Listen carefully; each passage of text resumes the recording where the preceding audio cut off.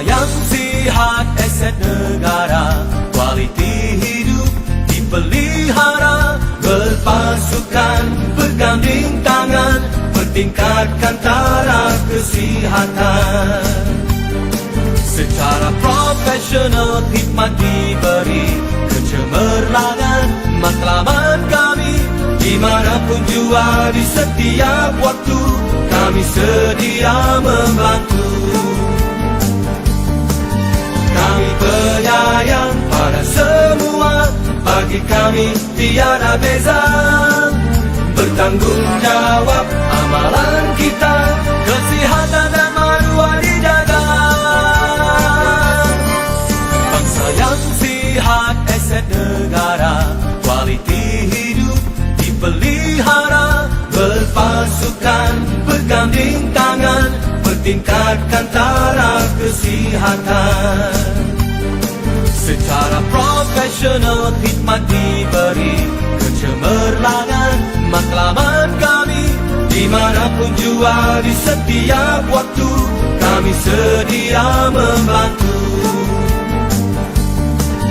Kami penyayang pada semua, bagi kami tiada beza. Bertanggungjawab amalan kita, kesihatan dan maruah dijaga. Secara profesional khidmat diberi, kecemerlangan matlamat kami, dimanapun jua di setiap waktu, kami sedia membantu. Dimanapun jua di setiap waktu, kami sedia membantu.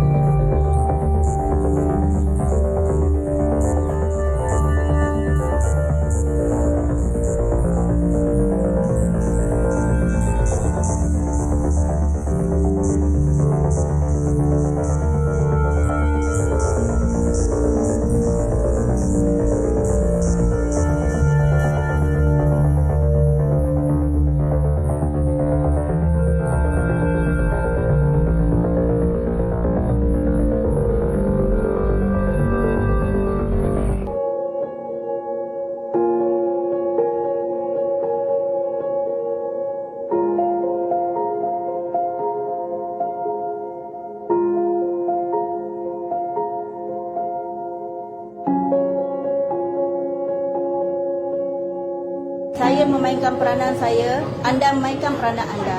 Duduk di rumah. Saya tahu di mana anak-anak saya berada sekarang. Di manakah anak-anak anda? Jaga mereka, jangan benarkan mereka keluar. Tolong tolonglah duduk di rumah. Anda mempunyai pilihan. Jika anda memilih untuk berada di rumah, anda akan menyelamatkan nyawa. Jadi, bantulah kami, tolonglah duduk di rumah. Kita sedang menghadapi krisis COVID-19 pandemik yang agak serius. Sila bantu kami untuk bantu anda. Sila duduk di rumah. Kami sedang menghadapi cabaran yang sangat hebat. Ramai orang dalam ketakutan. Bantulah kami untuk membantu anda. Duduklah di rumah masing-masing. Keadaan sekarang sangatlah genting. Ini bukan lakonan. Anda mempunyai peluang untuk menyelamatkan nyawa anda. Tolonglah, saya merayu. Tolonglah duduk di rumah.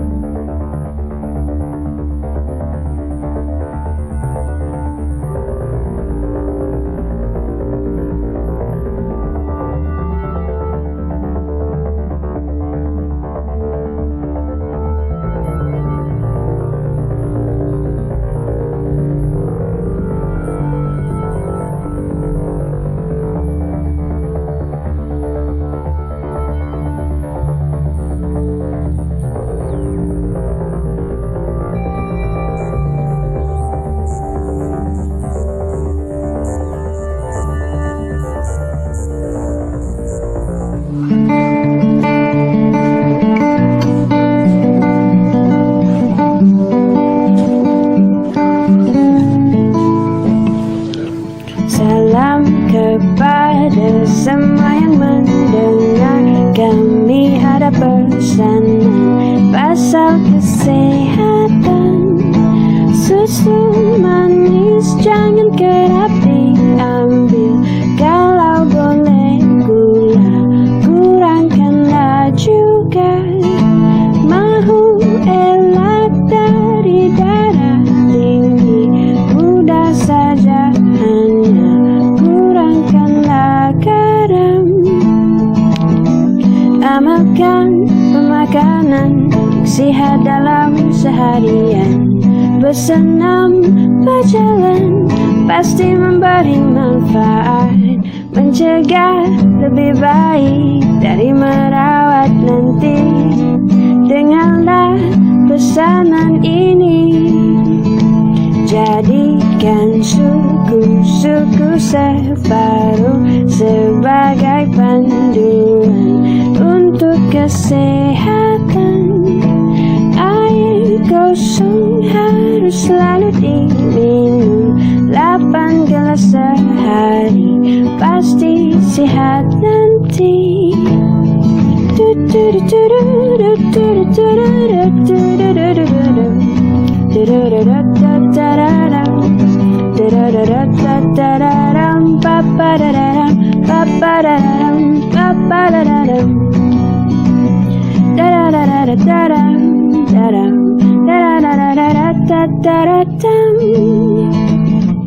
Amalkan pemakanan sihat dalam seharian.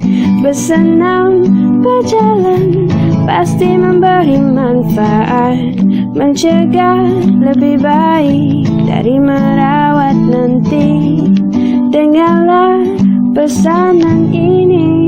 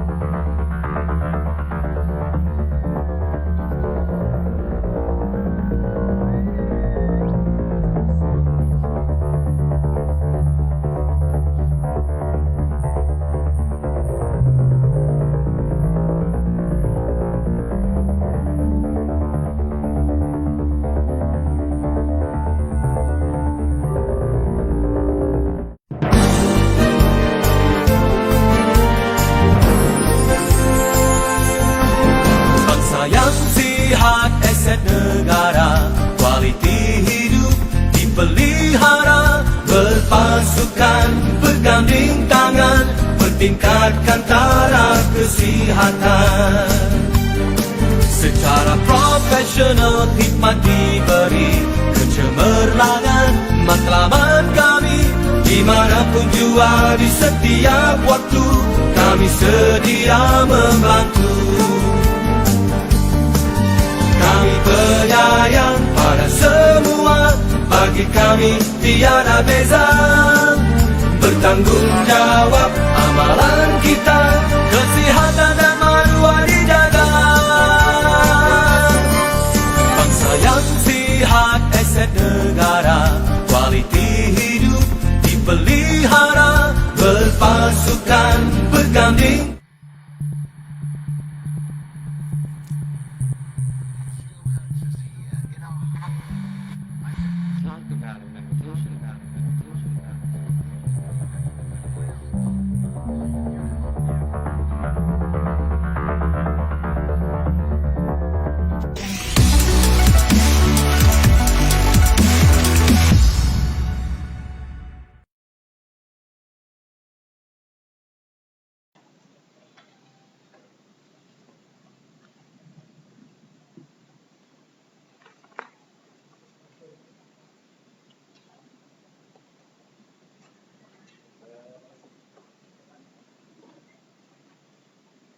Bismillahirrahmanirrahim. Assalamualaikum warahmatullahi taala wabarakatuh.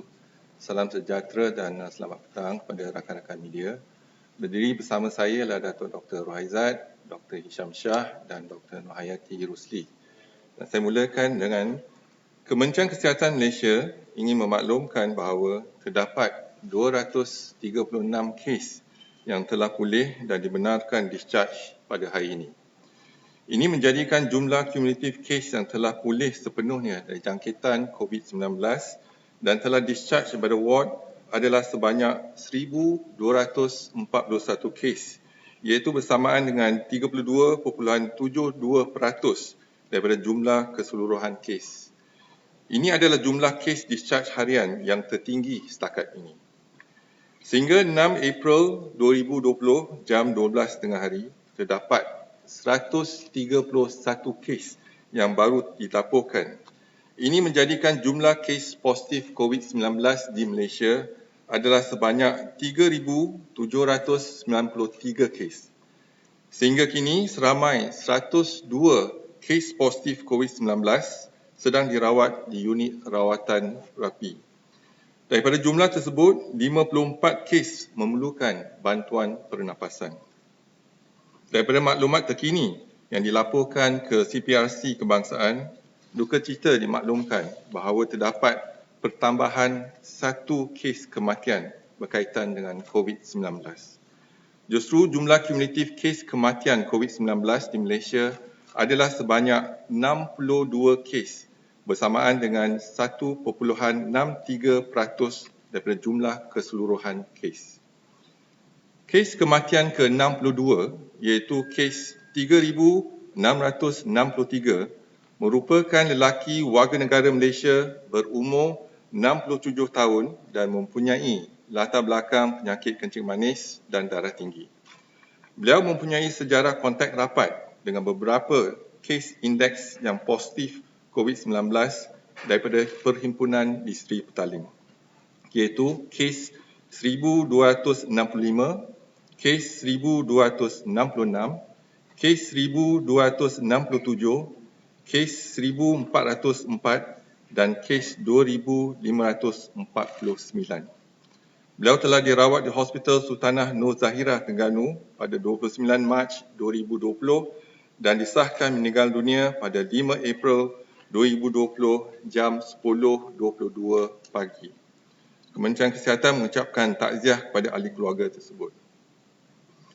Seperti dimaklumkan oleh Kementerian Kesihatan sebelum ini, perhimpunan besar-besaran sememangnya memberi impak secara mendadak dalam peningkatan kes COVID-19 di Malaysia.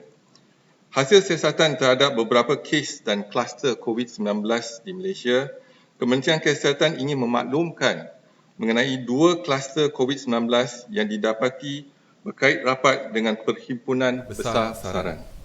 Yang pertama ialah persidangan keagamaan di gereja selama 3 hari yang telah berlangsung di Kuching, Sarawak.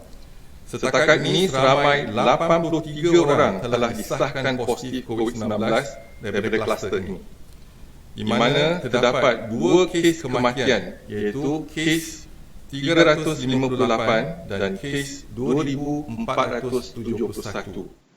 5 kes kritikal dirawat di unit rawatan rapi ICU, 50 kes sedang dirawat di hospital, 25 kes bawah pemerhatian di pusat kuarantin dan 1 kes discharge yang telah pulih sepenuhnya.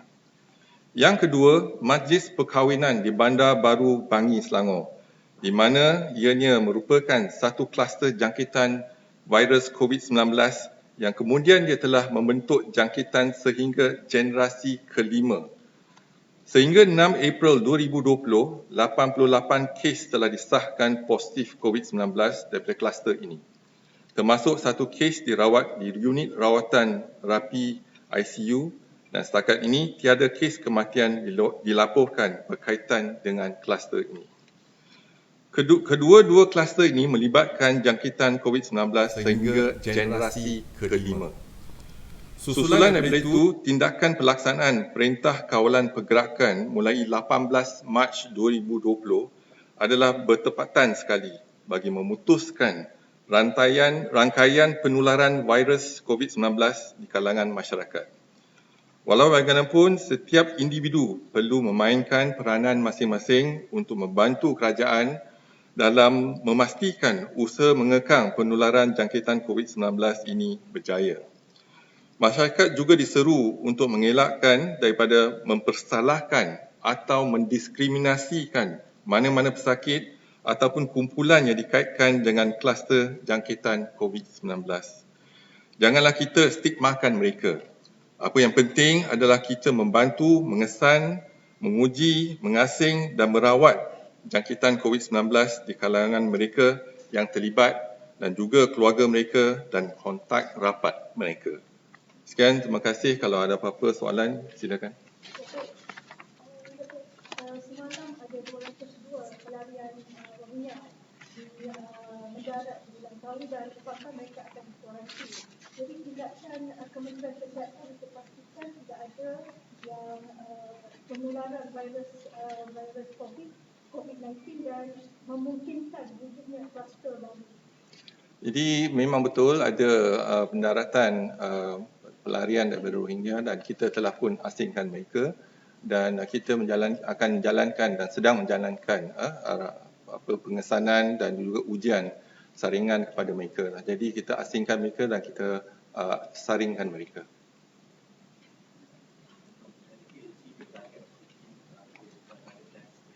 I can't hear you.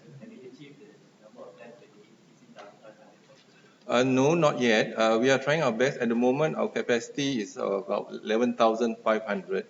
But we are still waiting for our labs to increase the capacity.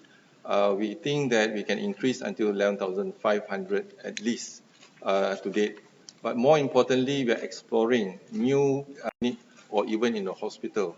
That means that you do not need to send the sample to the labs, the respective lab, and then we can actually detect more patients.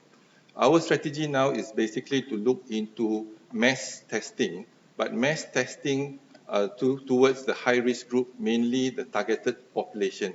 That means targeted population, what do I mean by targeted population? Basically, we look into those who have a public gathering, for example, the Perhimpunan Sri Petaling or the Tafiz School, or those who have returned from overseas. The returnees, for example, if they have a cluster, then we'll probably screen them. So these are some of the high-risk group that we identified, and these are our priority. Target, first we try to achieve 16,500. That's our target for all our 43 labs, public and private. So together, we work together as a team, and then to increase to 16,500. Then with the rapid test kit, we are looking forward for the rapid test kit. So if we do have a reliable, accurate rapid test kit, then we hope that to increase to more than 20,000. It's possible. Once we can do 20,000 a day, for example, certainly in the next 5 days, we can actually detect 100,000. But 100,000, instead of looking into mass in the public, we are looking into the focus group, so the high-risk group.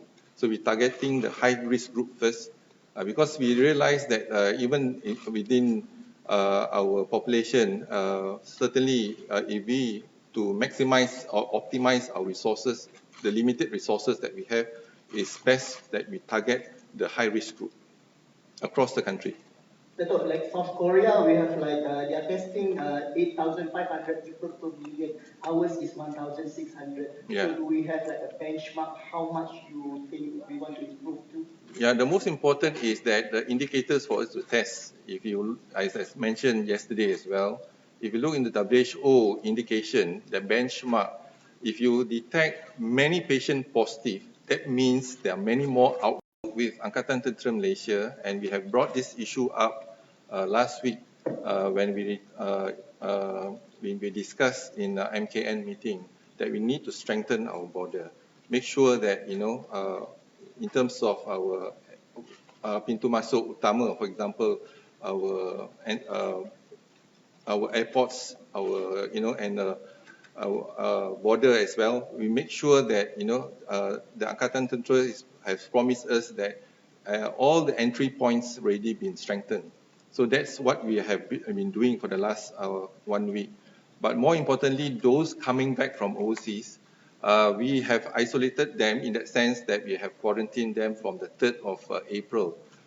In the past, we allowed them to be quarantined at home, but now we put them in our center as well as in a hotel.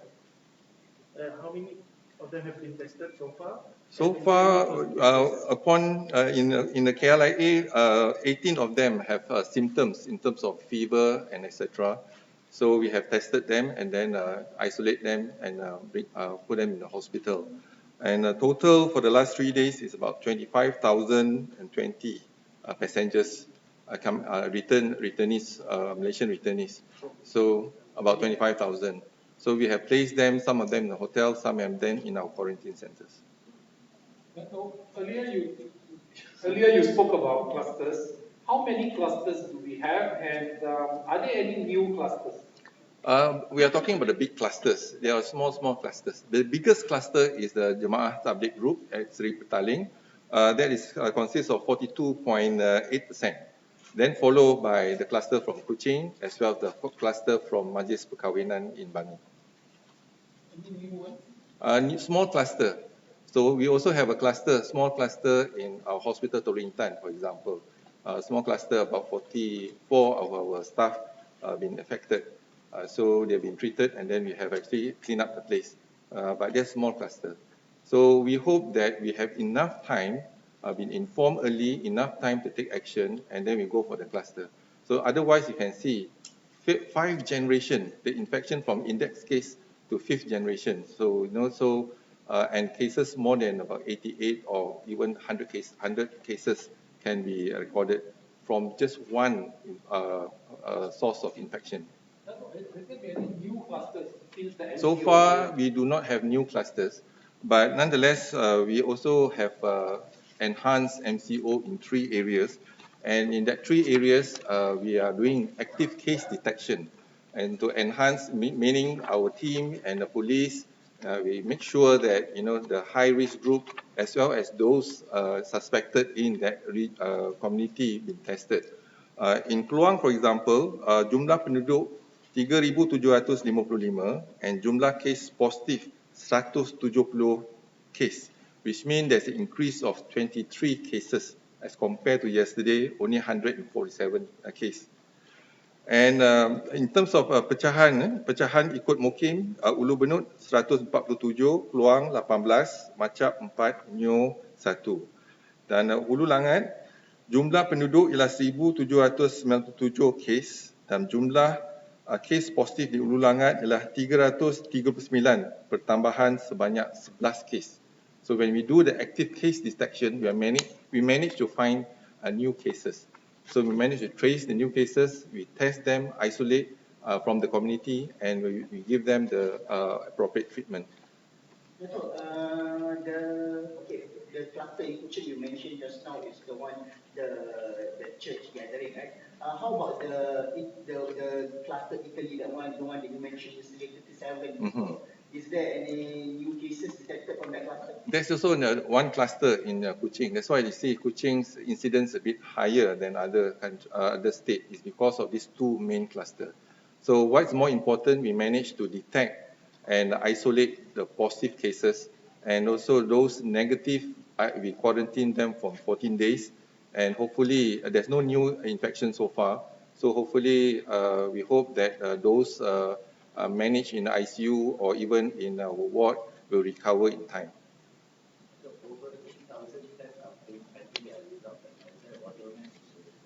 There was a delay before, but now because of a new 14 labs now, we have a new 14 labs from the university. We hope that we can share the workload and then clear up the pending cases. So, and also the other factor is because when pending cases, the report is 12 noon, because every day 12 noon, that's the report. So if you have your test done that day, for example, at 10 o'clock, 11 o'clock, so definitely the result will be pending, so it will carry forward. So, and sometimes it's not 24 hours, it's more than 48 hours. So that's the reason why the accumulation of the 8,000 pending cases. But if what we should do is to find a test that is a short turnaround time. Probably you can diagnose within 30 minutes or 1 hour. That's number one. Second, in terms of transport, point of care testing, rather than sending a specimen, because you take time to send the specimen to the lab. So that is 2. 3 is that we can increase the capacity of our lab. This is what we are doing in terms of single sample. Now we have a pool, 5 samples, and then straight away we do it. So that is, again, adjustment that we have to make to optimize our lab. So the most important and crucial at the moment is to enhance our lab services. We have increased the volume in terms of, we started with only 23 labs, but now we have 43, and 5 more labs are coming. So we're in the process of procurement, and we hope that in the next week, we can actually increase the lab capacity, new lab probably in Tawau, Sandakan, and Miri, and another few labs from the university as well. So if we can increase the number of labs, it's important. Second is the capacity. Sometimes we have the lab, but we have not pushed the capacity up. For example, for the last few days, it was actually just teething problems, and then try to look into how we can start the lab going in the university. So with about 14 labs, we only did about 380 test sample. So that's just a beginning for them to warm up before they can actually increase the capacity to maybe 200 a day. So if 14 labs is 200 a day, then probably we are looking at 2,800 tests available. So I think that capacity-wise, we need to share across public and private, and also the university working together as one. Yeah, so 43 labs I mentioned, we have 14 labs in the hospital. That is additional new labs were in Cebu as well as in Hospital Queen Elizabeth. So we have 14 labs. IMR 1, and then we have MKAK, Makmal Kesihatan Awam, 5. So all in all 20. We have 7 private labs. Then we have 1 Angkatan Tentera, 1 Malaysian Genomes Institute, and then you have 14 from the university, IPTA and IPTS, total of 43. Capacity, as I said, if we can push the capacity, we can achieve at least 16,000. But 16,000 is still not enough. We need to look into rapid test kit, antigen rapid test kit, not the antibody test kit.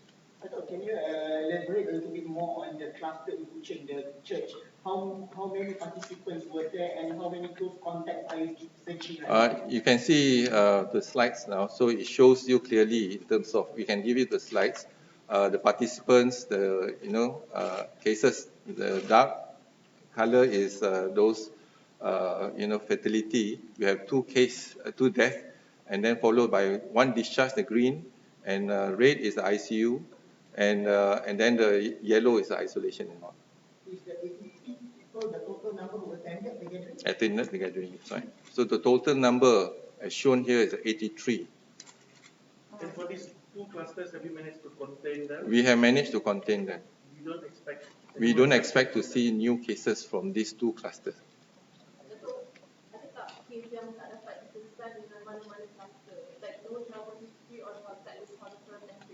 Ada, sebab yang kes pertama yang kita kesan sebab kita laksanakan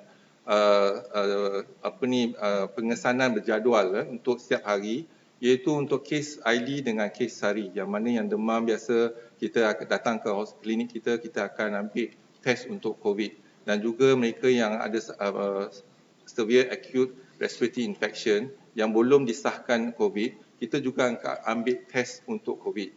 Pada mulanya memang tak ada kes, tak ada dalam community. Masa tu kita dalam containment phase, early containment phase. Tetapi yang kes yang pertama yang kita kesan di Kuantan, iaitu ialah kes sari. Berarti kita tak ada sejarah, terus dia ada penyakit sari dan kita rawat di ICU dan kita test dan positif COVID. Dan itu kes sporadik yang pertama. Tetapi apabila kita lihat sejarah dia ada hadir ke persidangan ataupun perhimpunan di Seri Petaling. Dan jadi sekarang ni kita lihat kes sari pun dah positif dan kes ID pun dah positif. Jadi berarti virus COVID ini sudah ada dalam komuniti kita. Bukan kat luar negara saja, dah sampai kat komuniti kita. Itu sebab kita galakkan semua orang duduk di rumah. Jadi kalau kita duduk di rumah, kita akan putuskan rantaian jangkitan daripada seorang ke seorang. Jadi sekurang-kurangnya kita akan kurangkan. Dan dalam matlamat kita dalam PKP ini, bukan untuk menamatkan ataupun menamatkan penjangkitan kuman COVID ni, tetapi matlamat utama ialah mengurangkan kes jangkitan. Jadi kalau kita duduk di rumah, kita dapat mengurangkan kes, bukan menamatkan penularan virus COVID, tetapi mengurangkan kes. Jadi kalau kita dapat mengurangkan kes, jadi kita tak dapat lihat in terms of the exponential spike. Dan kes yang mendadak tu tak meningkat. Kalau kes mendadak tak meningkat, maksudnya hospital kita, klinik kita dapat berkemampuan untuk memberi rawatan terbaik.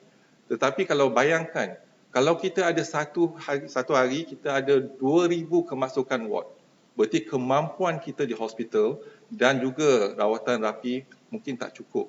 Jadi kita bila tak cukup, pesakit akan tidak diberikan rawatan yang terbaik. Datuk, there's a concern that if we keep sending more violators to the prison, then more will get infected. So are we still doing this, and also have the inmates being tested? Is there any positive cases? Yeah, we did discuss about this. We test the inmates as well, but more importantly, the guidelines from Ministry of Health is that when we put them in prison, they have to be isolated. Basically, there is actually social distancing and to follow in terms of hand washing and etc. So all the precautionary measures must be taken and maintain a good personal hygiene.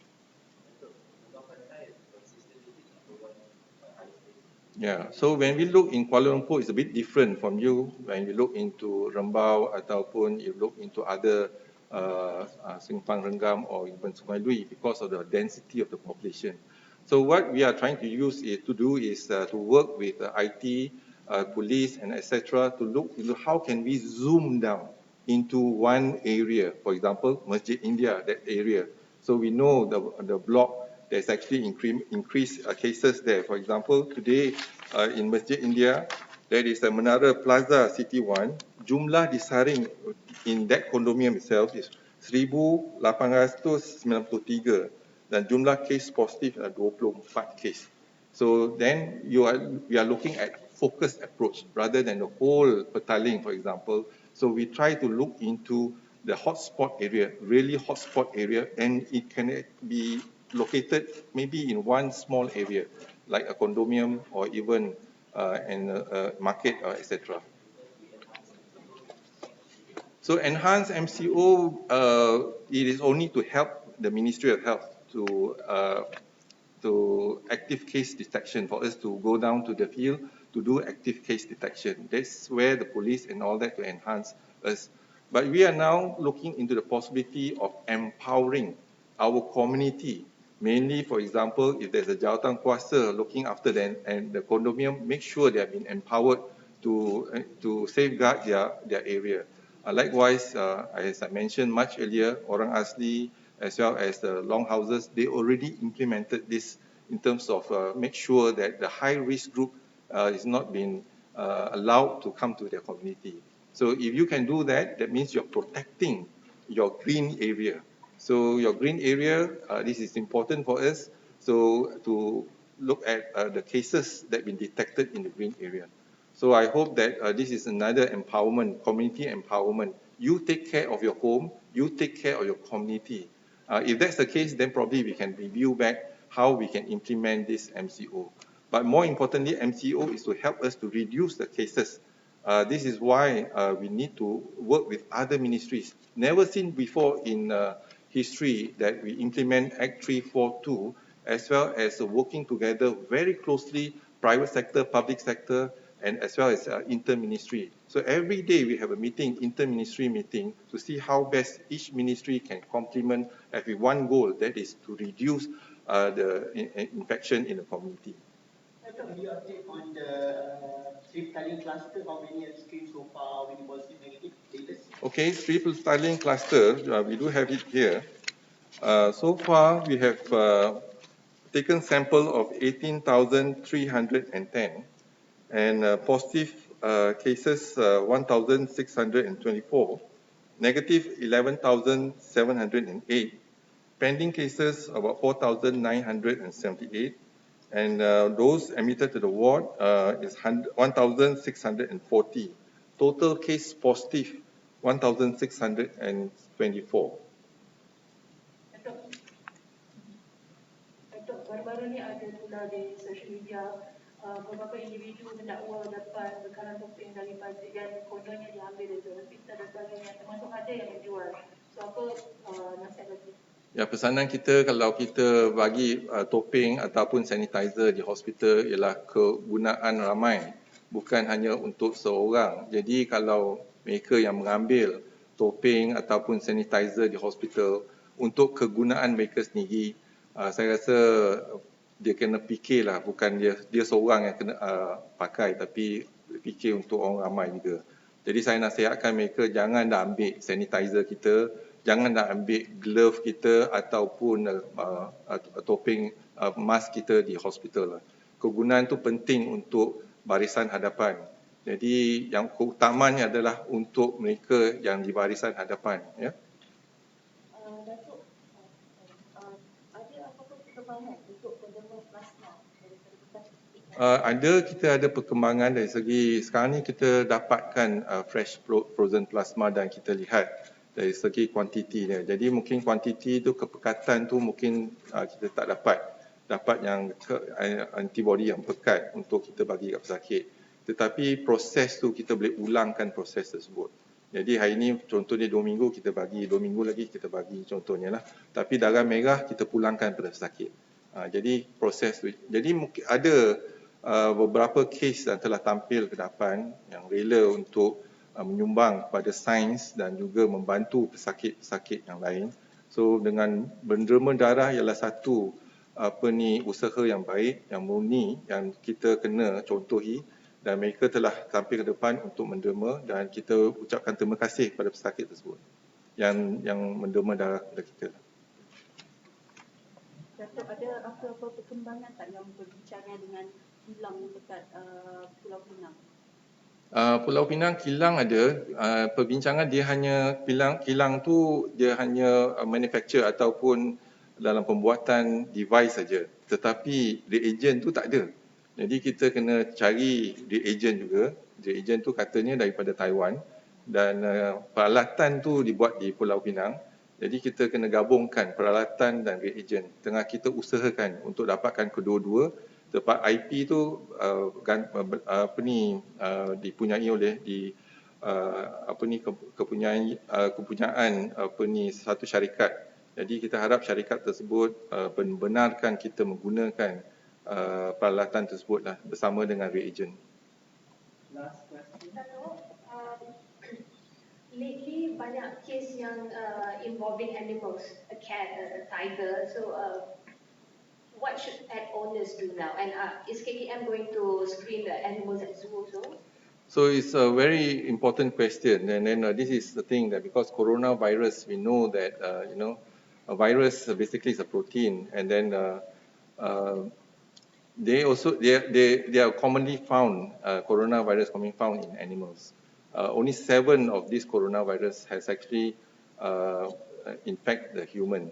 So among the coronavirus that we know is SARS, MERS-CoV, Middle East Respiratory Coronavirus, right, MERS-CoV, and now is this is COVID-19. So what is important is that basically we are telling our people that try to avoid close contact with animals. So because there's a possibility when we have a close contact with animals, if the animals is infected with a virus, and that virus can actually infect a human being, for example, coronavirus. So that is something that we need to take precaution. Make sure we have to take all the necessary precaution to protect ourselves and maintain a good personal hygiene. Otherwise, we can become the victim as well. Does this mean that animals that have contact, like let's say their owners are positive COVID, does it mean that animals have to be put down or what? You have to bring the animal to the veterinarian and then probably let the veterinary doctors look into it and then do the needful for the animal. Okay, thank you. Thank you.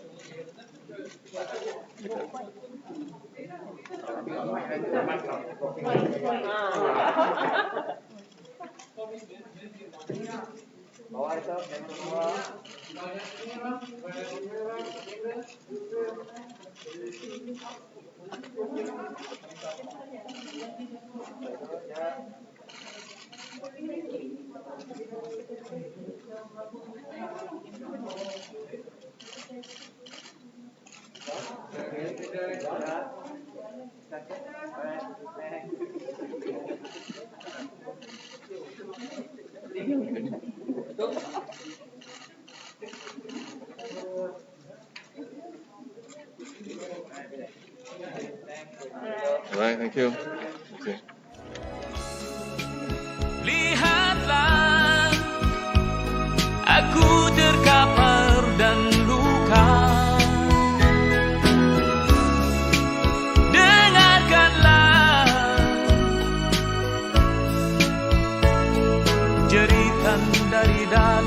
jiwa